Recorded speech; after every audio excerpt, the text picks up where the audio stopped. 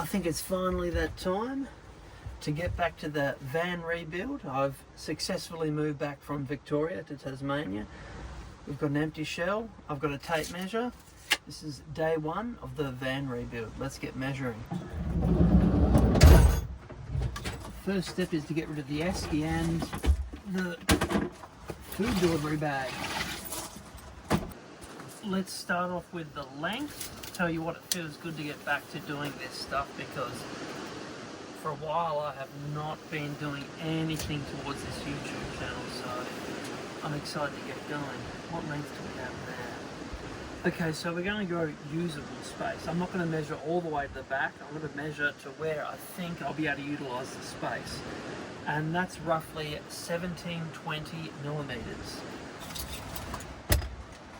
Now width-wise, I'll go from the very back side there and then 1325.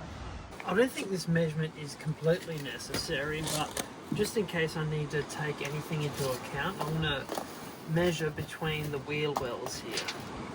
That's looking like it is 1120. That will do. This is another one of those measurements. I don't think it's completely necessary, but to figure out headroom and stuff for how I'm going to do the bed, I think this is going to be important. We'll just measure from the center here. Let's just say 1200. Yeah, 1200. I'm hoping it's not too windy out here. Get a look at this view.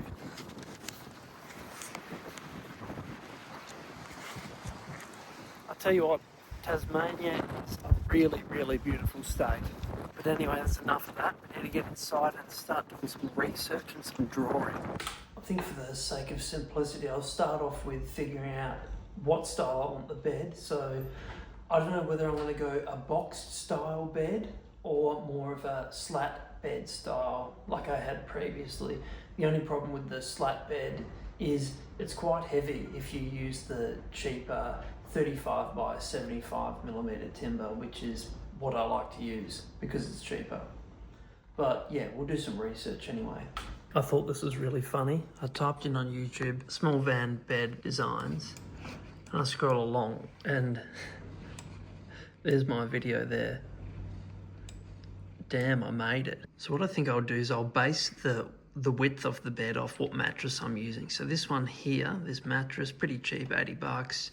And the width of that is 91. So that's 910 millimeters. So what I'll think I'll do is I'll make the fully extended width of the bed 910 millimeters. I just realized I completely forgot to measure here to here, but that's 280 anyway, so let's go back inside. That's all for day one, but I'll see you tomorrow. It's day two. There's some designing going on, a lot of designing going on. I went ahead and I downloaded a CAD software, just a free one, and yeah, I've been putting together the slat bed design, so it should give me a cut list and everything I need, and yeah, we can get building after that. You can see I've started with the base frame here with the legs.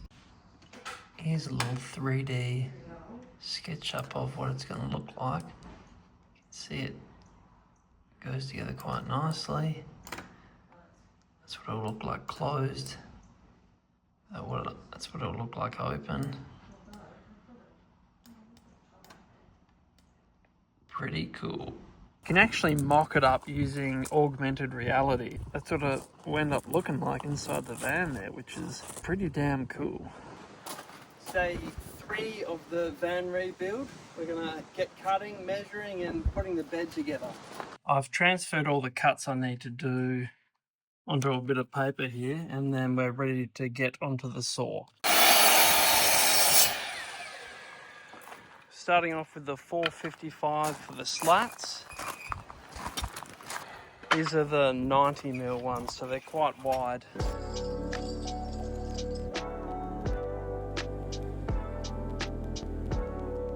This is what we're doing for the main base of the board here, so we're going to get these cut out.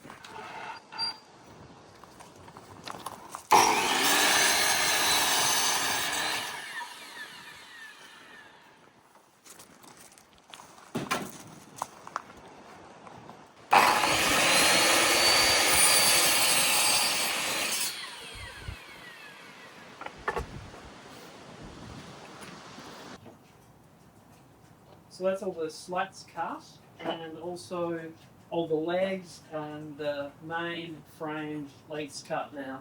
The next step with all this here is to figure out what goes where. I'm doing all the drawings here so we can see the orientation of which lengths fit into what. So for the base frame, we'll have the 280 lengths with the 350s.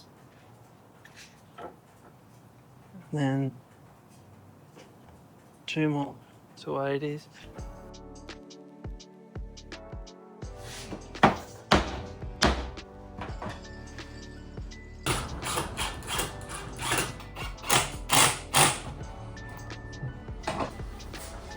Right, so the 2 base leg components are done.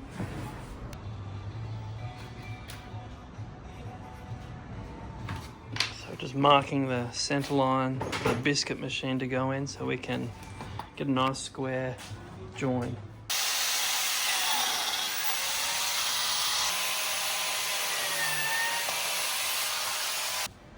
These are the biscuits that go in.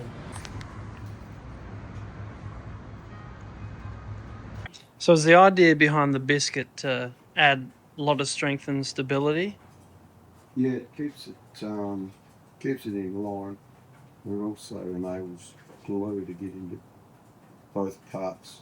Keeps it square and stronger. And these biscuits are actually multi-layered, so they've got different grain directions. So it's really hard to break these. That's drilled in there, nice and square.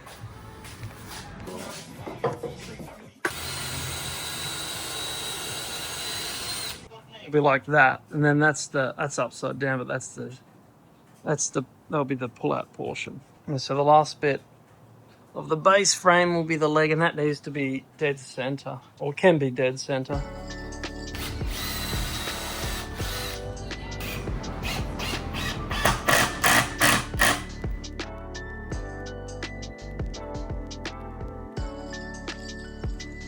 So there's the basic setup. There's the base with the extension. If you pull out here, we'll put the slats along and then we'll have a look. So with the offcuts here, we're going to be adding some bracing to the legs. And that's all the supports done on the base. It's almost ready for the slats to go. So these slats are going to be going in like this. The slat will be going onto the base, and then the second slat gets screwed just on this side. The way we're going to attach this to minimize the height, we're going to biscuit joint it in here. So we're just packing it up now so we can physically just leave it there and measure it up.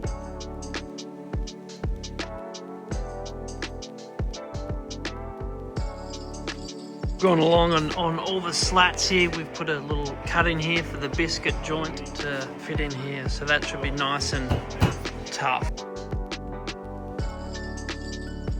Alright, so that's basically done. We've just got to put one more support to support these bits. Last step of the build is to wax the inside of the slats so the 2 components can move smoothly together.